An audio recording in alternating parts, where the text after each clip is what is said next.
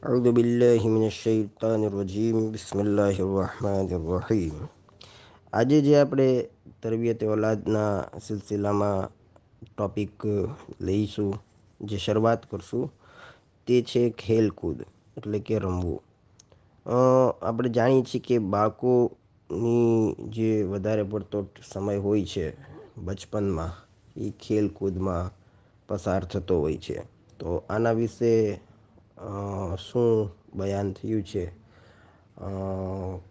કુરાનની આયત રિવાયત અને ઓલમાના બયાન, સાયકોલોજીસ્ટ જે હોય છે, જે ઇન્સાનની સાયકોલોજી સ્ટડી કરતા હોય, નફસિયાતને સ્ટડી કરતા હોય, એ લોકોએ આ બાબતે શું કીધું છે અને આપણી આમાં શું જિમ્મેદારી છે, અને ખેલકૂદના જે છે એ ટોપિકને લઈ અને વાલિદેન કેટલા પ્રકારના હોય છે અને એ કેટલા પ્રકારનો તે લોકોનો રવૈયો હોય છે, તે લોકોનું વિચારો ધરાવતા હોય છે કે કયા એંગલથી એ ખેલકૂદને જોવે છે. એમાં આપણે પેરેન્ટ્સના પ્રકાર પાડશું અને પછી કયો બહેતર પ્રકાર છે, કયો બેસ્ટ પેરેન્ટ્સ કહેવાય કે જેના આઈડિયાઝ ખેલકૂદ માટે સારા છે, ખેલકૂદ પ્રત્યે સારા છે, એ આપણે જોશું.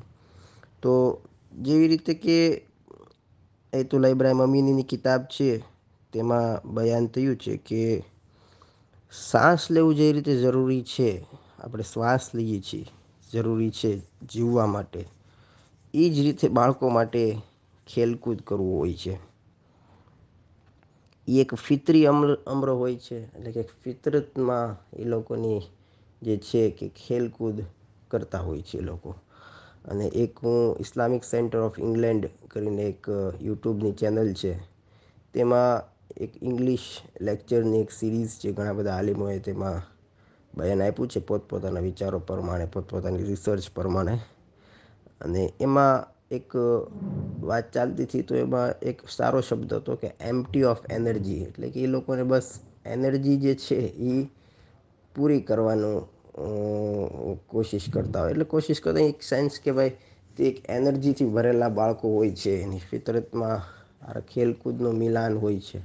એક એનર્જીથી ભરેલું એક બાળક જે છે એ એનર્જી કઈ રીતે ખાલી કરે ખેલકૂદ કરીને, અને પછી રાતે એ થાકી જાય છે, પછી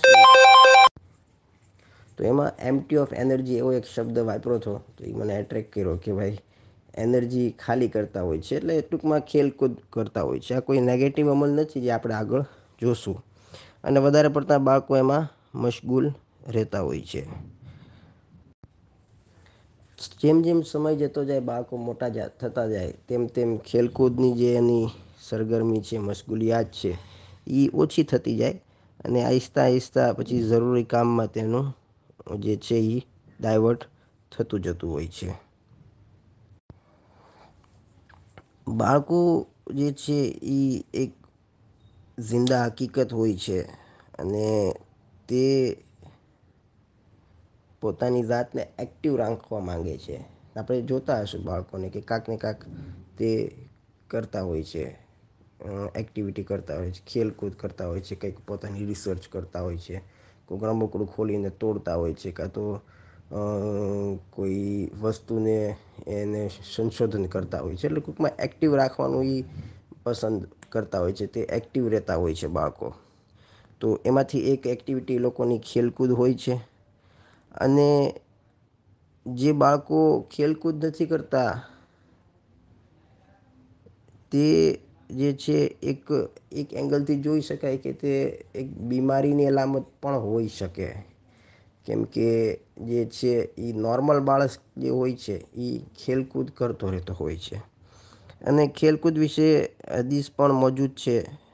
અને ઇસ્લામને બી જે ઉર્દૂમાં શબ્દો જે છે, જે કિતાબમાં ટ્રાન્સલેશનમાં એ વાંચું છું કે ઇસ્લામને બી બચ્ચે કી ફિતરી ज़रूरत की तरफ तवज्जो देते हुए, ફિતરી જરૂરત એટલે આપણી ફિતરત પ્રમાણે જે આપણી જે ફિતરત જે છે એની ज़रूरतની તરફ तवज्जो देते हुए हुक्म दिया है कि उसे आज़ाद छोड़ दिया जाए ताकि वो खेले. જે આ કિતાબમાં લખ્યું છે કે તેને આઝાદ છોડી દેવામાં આવે. એની માટે જે શરૂઆતના સમયમાં જે છે, ખાસ કરીને પહેલાં 7 વર્ષ એને કોઈ ડિસિપ્લિનને એ બાબતે સ્ટ્રીક થવાનું જે છે એ આપણે આગળ આવશે તેમાં પણ જોશું કે પહેલાં 7 વર્ષમાં શું આપણી જિમ્મેદારી બનતી હોય છે એ જોશું આગળ. તો એમાંથી જે છે એને આઝાદ છોડી દેવામાં આવે એવો એક શબ્દ વાપરવામાં આવ્યો છે.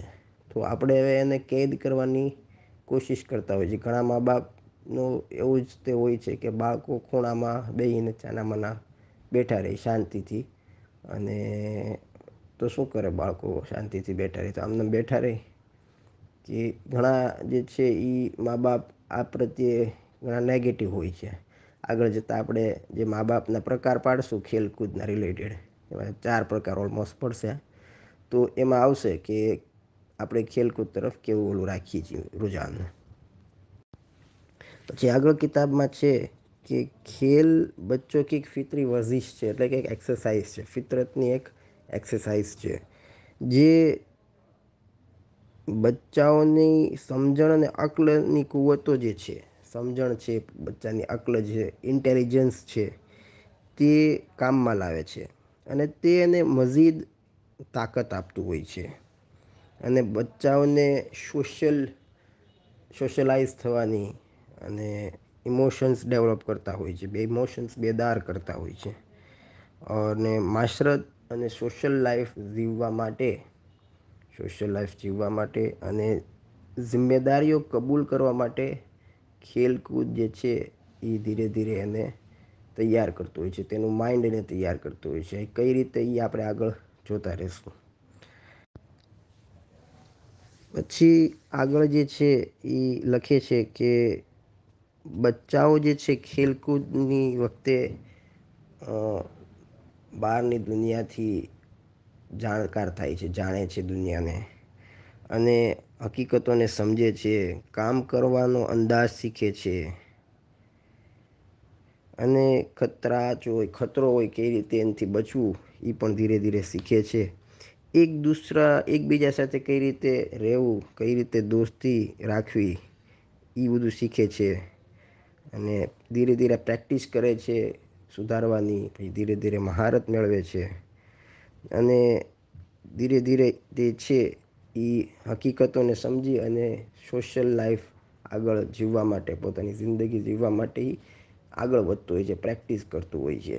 તો આ એક બહોત અને કિંમતી એક જે છે ખેલકૂદ એ આપણે ધ્યાનમાં લેવા જેવી ચીજ છે કે જેને પ્રમાણે પછી આગળ આપણે એની જે છે એમાંથી બચ્ચાઓને ડાયવર્ટ કરીને એમાં સારી રીતે ખેલકૂદમાં એને ઇન્વોલ્વ રાખીને આપણું જ બચ્ચું આગળ અક્લ અને સામાજિક રીતે આગળ આવે એવી આપણે કોશિશ કરવી જોઈએ.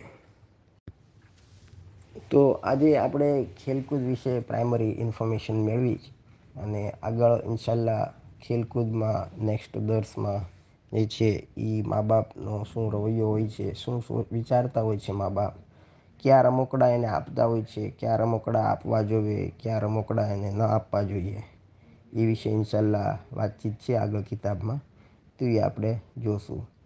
અને જે નવા મેમ્બર આજે એડ થયા છે એ જૂના દર્સ માટે જે છે એ મને પર્સનલમાં મેસેજ નાખે એટલે હું ઇન્શાલ્લાહ એને જે આગળના 2 દર્સ થયા છે તો એ હું એને મોકલી આપું અને ઇન્શાલ્લાહ એ પણ આપણી સાથે જોઈન્ટ થઈ જાય આજથી, એટલે એનું કન્ટિન્યુએશન થઈ જાય.